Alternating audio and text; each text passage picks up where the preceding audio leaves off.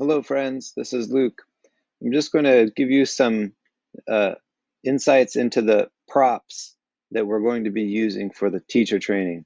This is a extraordinarily variable thing, so each person can use their props however they would like. Now, when we use the yoga shala here in Bellingham, we have very specific props, and it's essentially the same setup that David Garrigues used in Seattle at the original Ashtanga Yoga School. And we start with folded chairs. Ideally, the chairs would have no back, but if the person has small enough thighs, they can usually use a standard folding chair like you would get at Home Depot. But you got your chairs, your mats, obviously, which I don't know if you'd consider that a prop, but I do, because you don't need a mat. So you got your mat, um, a folded chair or two, preferably two, straps, at least two straps, blocks, 4x6 standard size blocks, 4x6x8, 4x6x9, the standard size block. Okay, at least two blocks, four would be ideal.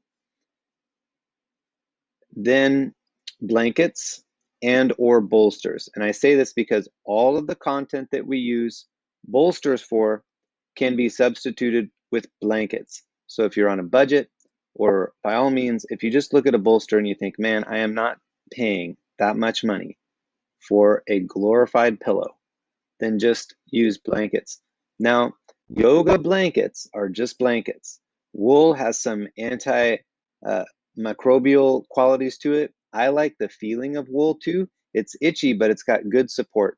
A nice recycled wool blanket is great. Those are in short supply, and there's a lot of vegans out there. So maybe you want to go for a cotton blanket or what they call a Mexican blanket, which is usually polyester. For me, since I do a lot of restorative postures and I have a very confined space, I have three Pendleton blankets. They're actually just a wool, like a camping blanket. And as long as they can be folded and you can get the right size, blankets are very useful and variable in the way that you can use them. So I recommend, if you use standard blankets, that you get three of them, and this is for your personal practice space.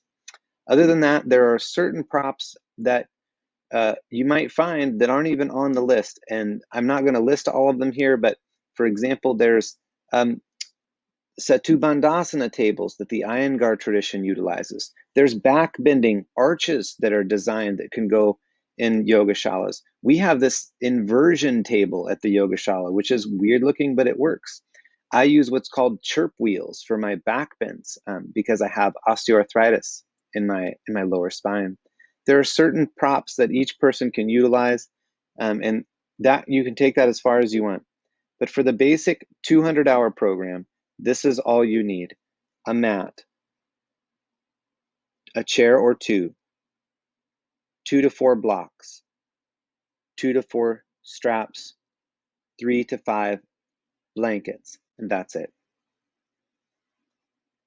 I hope this makes sense.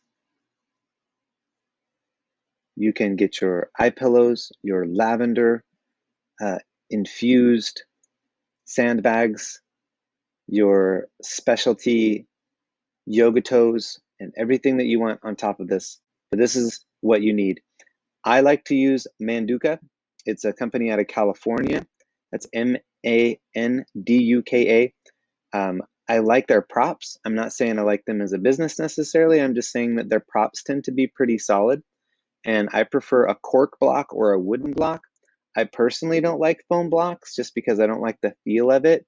At the same time, if you get a wood block and you drop it on your toe, you're going to have some pain. So there's responsibility that comes with those kind of blocks. As far as your strap length, if you only get 2 straps, you definitely want to get the longest ones possible.